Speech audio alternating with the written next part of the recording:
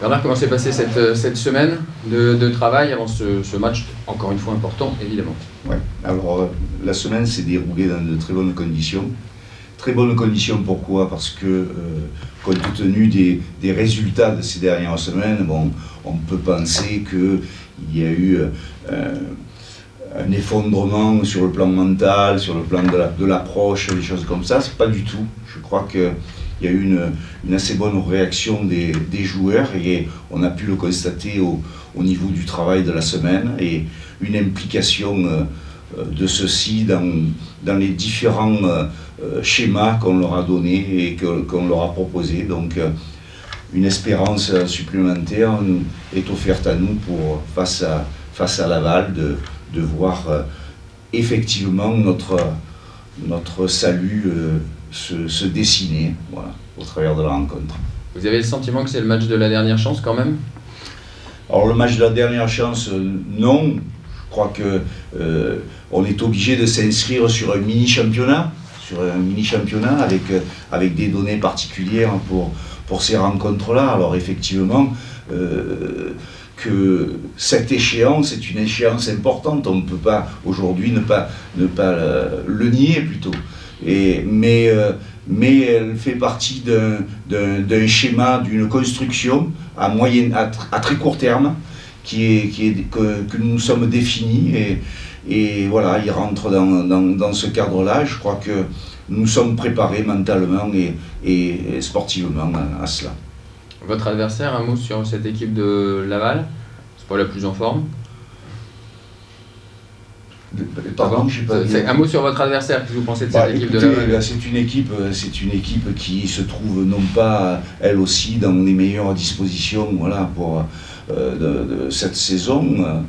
C'est une équipe qui a des options de jeu et un fonctionnement dans un schéma de jeu particulier que nous avons, sur lequel nous nous sommes penchés, bien évidemment, comme chacun d'eux le font, hein, même vraisemblablement sur notre équipe aussi.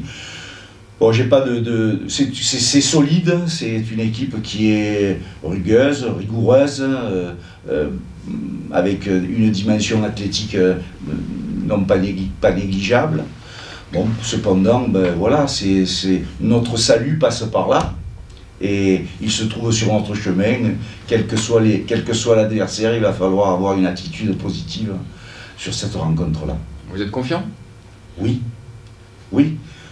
parce que si un entraîneur commence déjà à baisser la tête en se disant les choses vont pas bien, c'est pas bien et on a un cheminement qui n'est pas adapté à la situation. Alors je ne suis pas non plus là pour leur dire nous sommes les meilleurs et nous allons rivaliser avec tout le monde. Pour autant, je pense que dans le travail qui a été accompli cette semaine, leur implication, comme je vous l'ai dit précédemment, et ce que nous avons essayé de mettre en place, nous sommes dans de bonnes dispositions. Le terrain reste le terrain. Vous avez parlé un peu de l'état d'esprit qui est bon. Comment vous qualifierez l'état d'esprit du groupe? Parce qu'on a l'impression que tout va bien. Vous n'étiez pas là avant Rodez, mais il y avait des sourires sur le terrain, c'était quand même un match très important. On a un peu l'impression d'extérieur qu'ils sont un peu insouciants et peut-être inconscients de la situation du club. Alors, c'est peut-être quelque chose qui s'est laissé transparaître, qu'on a pu se rendre compte, mais depuis il y a eu certaines rectifications, certaines implications, des discussions qui sont intervenues entre nous et qui nous ont amenés à une réflexion commune et à définir un état d'esprit et des objectifs. Donc voilà, on a modifié un petit peu ces comportements-là. Je pense que bon, on n'est jamais sûr de rien. Il y a les propos et les actes. J'espère que dans notre démarche d'aujourd'hui, nous allons associer nos propos à nos actes. Voilà.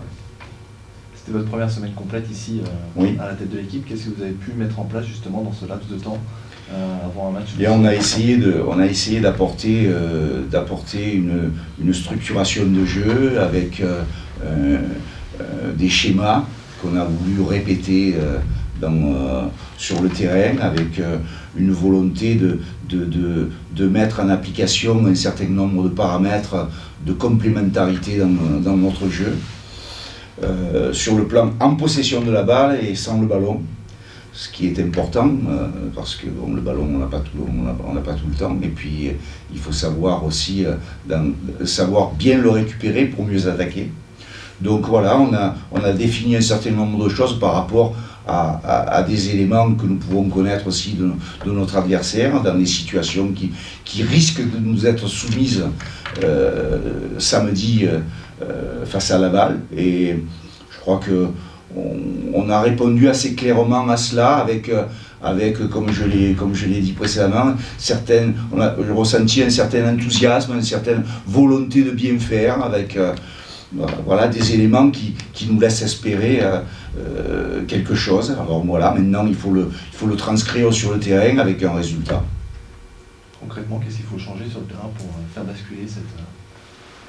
Concrètement, je viens de vous en définir un petit peu les lignes. Il y a une structuration de jeu qui a été définie avec des points de récupération. L'attitude dans le jeu doit être différente quand il y a une récupération haute, une récupération médiane ou une récupération basse, et qu'en fonction de cela, il y a des déplacements, il y a de la complémentarité, il y a des mouvements collectifs qui ont été travaillés ou remis à jour. Et voilà, on essaie alors concrètement, c'est de trouver à la fois les schémas de jeu, les caractéristiques qui vont nous permettre d'impulser quelque chose vers l'avant, et de nous projeter peut-être plus rapidement dans le camp de notre adversaire. C'est ça qui vous manque, c'est le côté offensif, c'est votre diagnostic? Alors, non, il manque un peu de tout. Ouais. Le football restant un équilibre, jusqu'à présent, on a encaissé des buts un peu rapidement, et puis on n'a pas été en mesure de rétablir la situation. Mais donc, on a mis en place un certain nombre de choses qui laissent transparaître une adhésion d'un groupe, d'un collectif à quelque chose qui me semble être positif. Alors on n'a pas tout résolu en une semaine, on s'approche d'un mieux, et qui doit nous amener plus loin sur ce que je vous ai dit, sur des contrats qu'on se fixe entre nous sur des périodes, sur les 3 prochains matchs, voilà, à des résultats que l'on veut nettement améliorer par rapport à ce qu'on a eu ces derniers temps. Justement, dans ce groupe, quand même, ça fait quelques temps qui patine, qui n'y arrive pas. Est-ce qu'il n'y a pas besoin d'amener de la fraîcheur, notamment des joueurs de l'équipe réserve qui s'entraînent depuis quelques temps avec le groupe pro? Dans quelle mesure ce groupe qui n'y arrive pas là, depuis 26 journées peut relever la tête comme ça d'un coup de baguette magique? Quand vous parlez des joueurs de l'équipe de réserve, je crois qu'il y en a un certain nombre qui sont à l'entraînement avec nous. Tous ceux qui peuvent véritablement y participer viennent aux séances d'entraînement et font, voilà.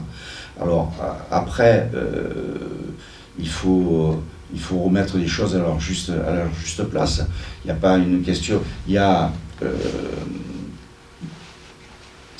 en respectant le caractère et les compétences de chacun, ceux qui ont été, je viens d'arriver, ceux qui ont été positionnés et qui jouent plus régulièrement en N3, c'est que vraisemblablement il y a un petit problème à passer au-dessus, de passer en N2. N3 et N2, c'est pas la même chose. Alors maintenant, ceux qui sont en mesure de faire avec la N3, sont-ils en mesure de le faire avec la Ligue 2? C'est pas impossible. Simplement, voilà, il y a des échelles de valeurs qu'il faut respecter et que, voilà, on en a vu quelques-uns là à l'entraînement. Je pense que avec Omar, il a toujours été sensible et attentif à cela. Je pense que ça rentre dans une ligne conduite et dans une vision de demain. Pour autant, on ne peut pas on ne peut pas tout changer tout d'un coup, quoi.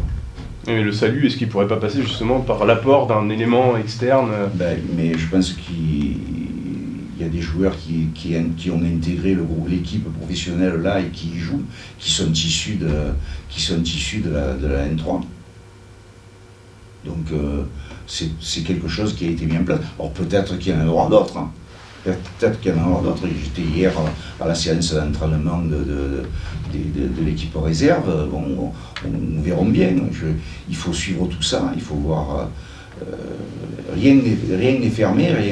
Voilà. Pour autant, il faut garder raison. Quoi. On ne peut pas tout jeter. Quoi. Voilà. On s'attend à des changements dans le groupe demain, par exemple, quelles sont les nouvelles de Samy Benjamin, qui était absent un peu? Alors, il est toujours, il est resté un petit peu affecté par sa blessure. Il revient. Alors, tout ce que je peux vous dire là pour le moment, c'est qu'il sera vraisemblablement dans le groupe. Voilà. Après, nous allons bien voir dès aujourd'hui, après cette séance, comment nous allons définir les choses et qui sera effectivement sur cette liste. Voilà. En tous les cas, nous avons besoin de guerriers. Nous avons besoin de gens qui ont du tempérament, de la qualité footballistique, certes, mais qui ont du caractère, du tempérament et qui ont envie de mouiller le maillot pour le club et pour eux-mêmes. Parce que bien souvent, on dissocie, et on l'entend assez régulièrement, l'aspect sportif et leur futur de ce qui se passe dans le club.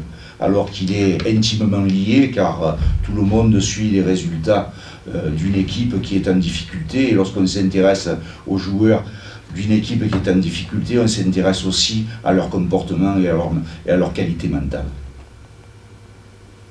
Voilà. C'est bon pour vous?